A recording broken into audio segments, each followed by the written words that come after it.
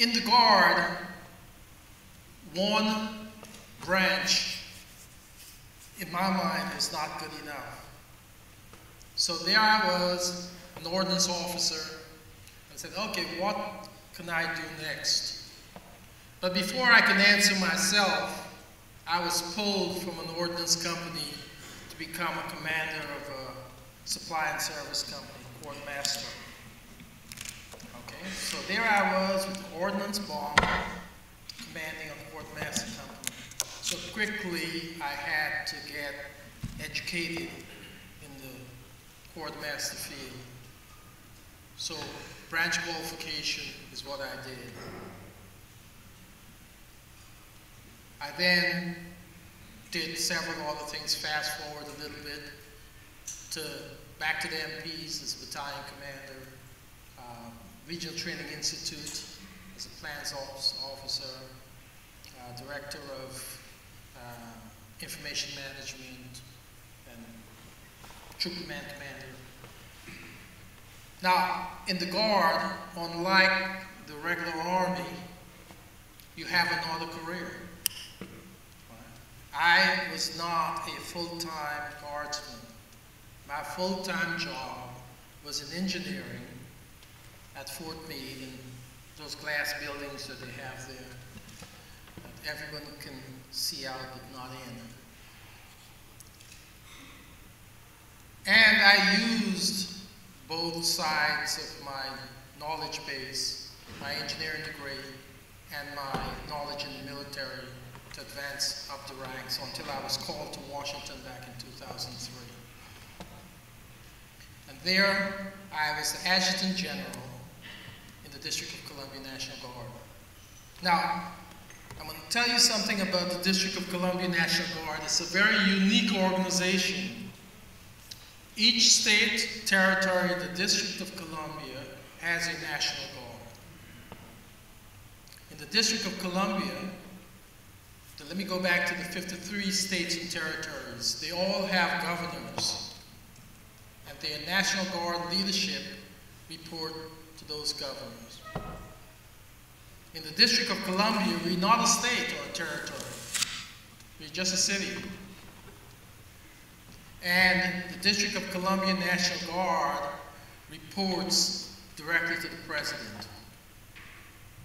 I'm a presidential appointee. The Adjutant General is a presidential appointee.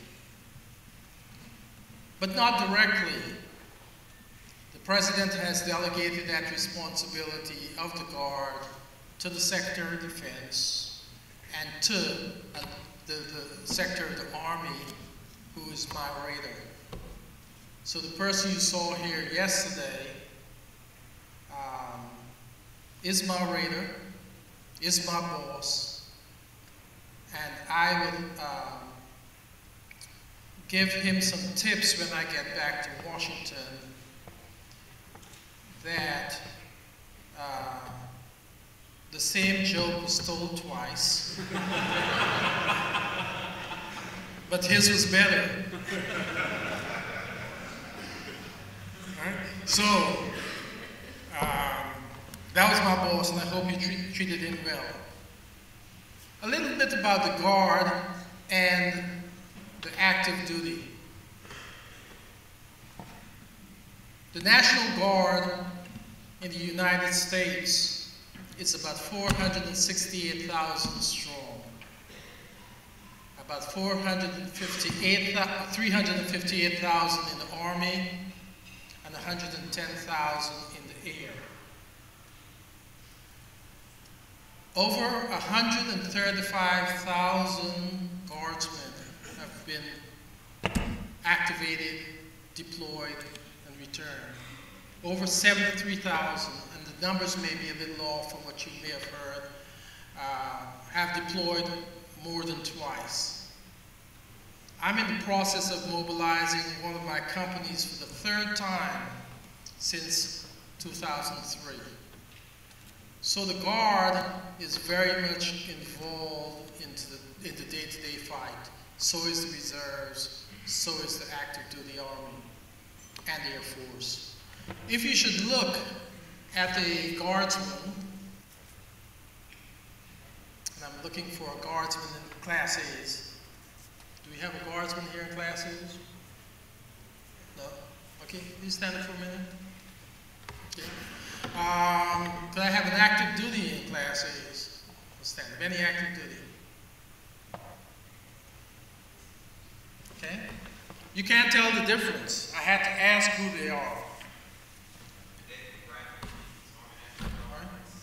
Right? So they look alike. And that's what's been happening over the last few years. The Guard and the Reserves and the active duty are fighting together in our conflicts. I remember back in 2003 in Norfolk, actually it was in Wisconsin, when I brought up the challenge of making sure that guardsmen, reserves, and active duty are treated the same. And we have crossed that bridge today.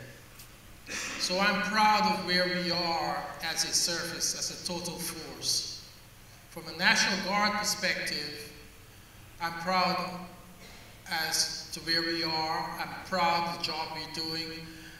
We have, as I see it, 3 missions: to fight the nation's wars, to protect the homeland, and to provide the service to communities. I take them all very seriously.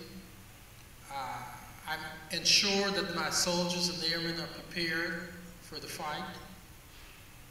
I ensure that the soldiers and airmen are appropriately equipped. And the equipping piece is extremely important. When I look back at the first deployment in 2003, and I was pushing soldiers through the door with body armor without metal plates. Body armor without metal plates. And we had to ramp up pretty fast to make sure that these soldiers were physically protected.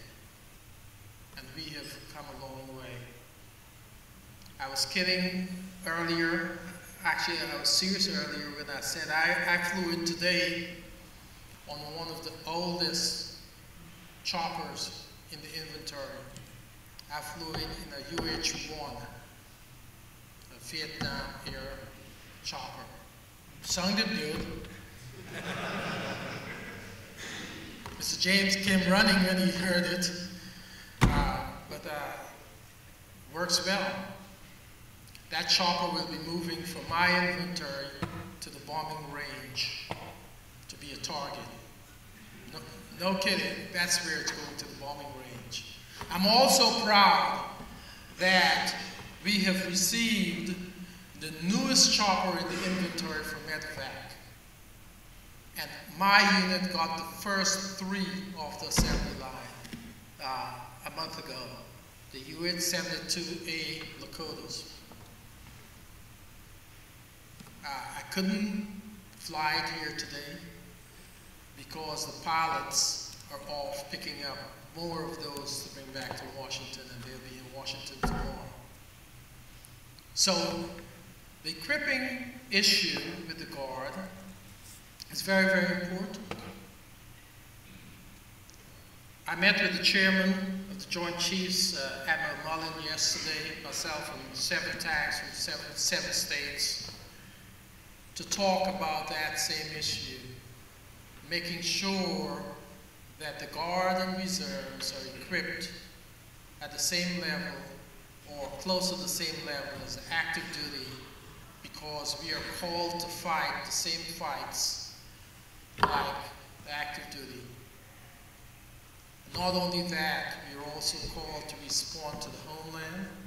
We are called to respond to the earthquakes, the fires, the inaugurations. And that's a good news story, the inauguration.